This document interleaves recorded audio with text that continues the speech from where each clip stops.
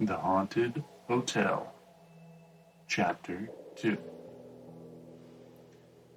It is one fact, sir, that I am a widow, she said. It is another fact that I am going to be married again.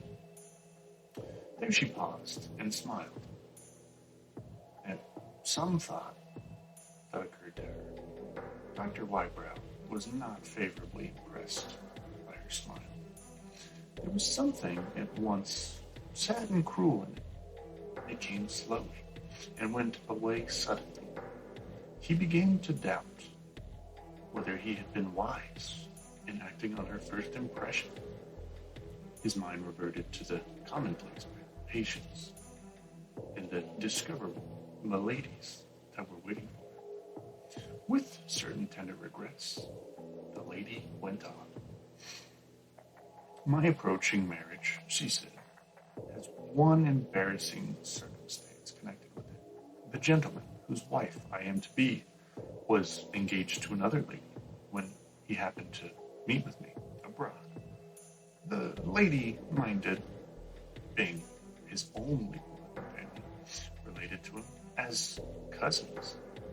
I have innocently robbed her of her love and destroyed her prospects of engagement until after I accepted him. When we met in England, and when we were no longer in danger, no doubt of the affair coming to my knowledge, he told me the truth. I was naturally indignant. He had his excuse ready. He showed me a letter from the lady herself, releasing him from his engagement. A more noble, a more high-minded letter I never read in my life. I cried. I, who have no tears in me for sorrow of my own. If the letter had left any hope of being forgiven, I would have positively refused to marry him. But the firmness of it, without anger, without a word of reproach, with heartfelt wishes, even for happiness, the firmness of it, I say, left no hope. He knows what women are. I, too, was soft-hearted, I say. Very well. Yes, in a week more, I tremble as I think of it.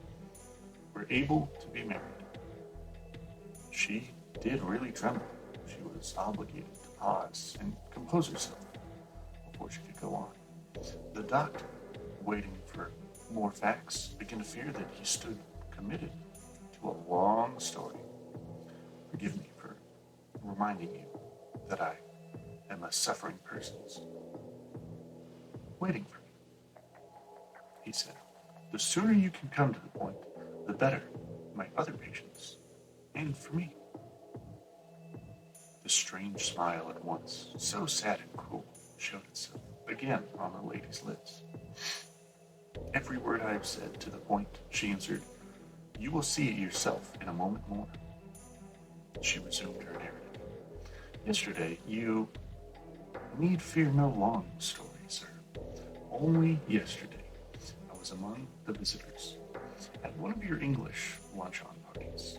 A lady, a person, a stranger, to me, came in late, after we had left the table and had retired from the drawing room. She happened to take a chair near me, and we were presented to each other. I knew her by name, and she knew me.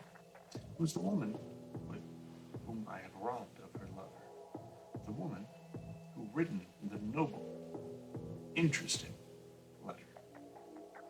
Now listen. You were impatient with me, and not interesting you in what I just said now. I said it satisfied your mind that I not admit your feeling toward the lady. On my side, I admired her. I felt for her. I had no cause to reproach myself. This is very important, as you will presently see. On her side, I have reason to be assured that the circumstances had truly explained her, that she understood I was in no way to blame, Now, knowing all of these necessary things, as a woman's eyes looked at me, I turned cold from head to foot, and shuddered, and shivered, and knew what a deadly panic of fear was. For the first time in my life, the doctor began to feel interested at last. Was there anything remarkable in this lady's personal appearance? He asked. Nothing whatsoever. Here is the true description of her. The ordinary English lady, the clear, cold blue eyes, the fine rosary complexion, the innately polite manner, the large, good-humored mouth, the two plump cheeks and chin. These and nothing more. Well, was there anything in her expression when you first looked at her? Maybe something that took you by surprise? There was natural curiosity to see the woman who had been preferred to her, and perhaps some astonishment also, not to see more engaging, and more beautiful person. Both these feelings restrained within the limits of good breeding, and both not lastly for more than a few moments, so far as I could see. I say, so far? Because the horrible agitation that she communicated to me disturbed my judgment. If I could not have gotten to the door, I would have run out of the room. She frightened me so.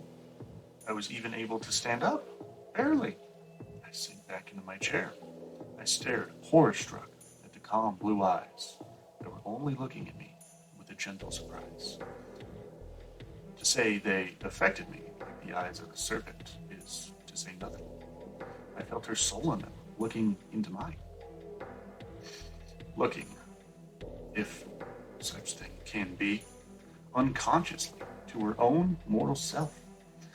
I tell you my impression, in all its horror, in all of its folly, this woman is destined, without knowing it herself, to be the evil genius in my life. Her innocent eyes saw hidden capabilities of wickedness in me that I was not aware of myself until I felt them stirring under her look. If I commit faults in my own life to come, if I am even guilty of crimes, she will bring the retribution without, and I firmly believe, any conscious exercise of her own will. In one indiscriminable moment, I felt all this, and I suppose my face showed it too. The good, artless creature was inspired by a sort of gentle alarm for me. I'm afraid the heat of the room is too much for you. Will you try to smell my bottle? I heard her say those kind words, and I remember nothing else. I fainted. When I recovered to my senses, the company had all gone. Only the lady of the house was with me. For that moment, I could say nothing to her. The dreadful impression that I've tried to describe to you came back to me with the coming back of my life. As soon as I could speak, I implored her to tell me the whole truth about the woman who I had met. You see, I had a faint hope that her good character might not really be deserved, that her noble letter was a skillful piece of hypocrisy. In short, that she secretly hated me and was cunning enough to hide it. No, the lady had been her friend from, well, her girlhood. She was as familiar with her as they had been sisters. Knew her positively as good to be good, as innocent, as incapable of hating anyone as the great saint that ever lived. My one last hope, that I had only felt an ordinary forewarning or danger in the presence of a normal enemy. was hope that could be destroyed forever. There was one more effort I could make, and I made it. I went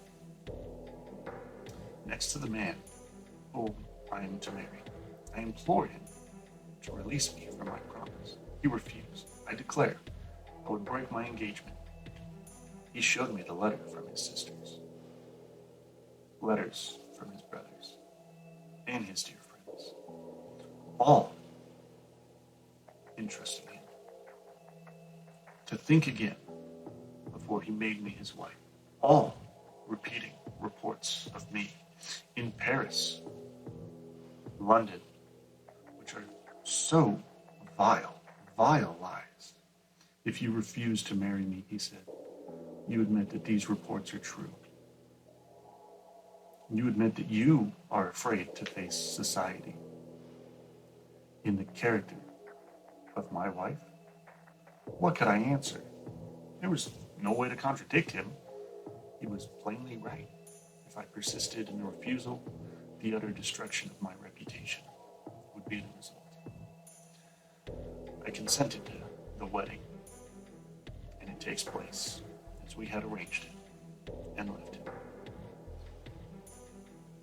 The night has passed. I am here within my fixed conviction. The innocent woman is ordained to have a fatal influence over my life. I am here with one question to put to the man who can answer it. For the last time, sir, what am I? A demon who has seen the avenging angels? Or only a poor madwoman misled by the delusion of a deranged mind? Dr. Wybrow rose from his chair, determined to close the interview. He was strongly and painfully impressed by what he had heard. The longer he had listened to her, the more irresistibly the conviction of the woman's wickedness had forced itself upon him. He tried vainly to think of her as a person to be piddled, a person with a morbidly sensitive imagination, conscious of the capacities of evil which lie dormant in us all, and striving, earnest, to open her heart to the counter-influence of her own better nature. The effort was beyond her. His instinct still with him, as if in words, beware how you believe in her, struck in his mind. I've already given you my opinion, he said. There is no sign of your intelligence being deranged, or being likely to be deranged. That medical science can discover, as I understand it, is the impression you have confided to me.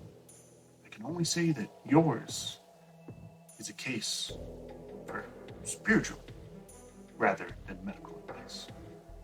Of one of the things to be assured, that what you have is me in this room, and I shall not pass out of it. Your confession is safe, is what I'm saying. She heard him with a very dodgy resignation at the end. Is that all? She asked. That is all, he quickly answered. She put a little packet of money on the table. Thank you, sir. Here's your fee. With those words, she rose. Her wild black eyes looked upward with an expression of despair, so defiant and so horrible. It is silent. Agony, the doctor turned away, unable to endure the sight of it. The bare idea of taking anything from her, not just money, but anything, even that she had just touched, suddenly revolted him. Still, without looking at her, he said, "Take it back. I don't want my fee." She neither heeded nor heard. She still looked upward. She said slowly to herself, "Let the end come. I've done nothing with the struggle. I submit. She drew her veil over her face, borrowed the doctor, and left the room. He rang the doorbell and followed her into their hall.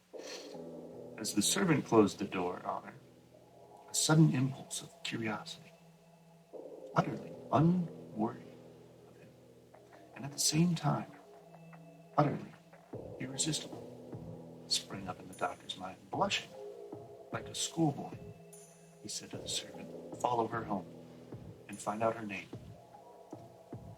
For one moment, the man looked at his master, doubting if his own ears had deceived him. Dr. Wybrow looked back. In silence, the submissive servant knew what the silence meant. He took his hat off and hurried to the street. The doctor went back to the consulting room. A sudden revelation of feeling swept over his mind. Had the woman left an infection of wickedness in the house? And had he caught it? What devil had possessed him to degrade himself in the eyes of his own servant? He had behaved infamously, and yet he asked an honest man, a man who had served him faithfully for years, to turn spy? Stung to the bare thought of it, he ran out in the hall again and opened the door. The servant had already disappeared.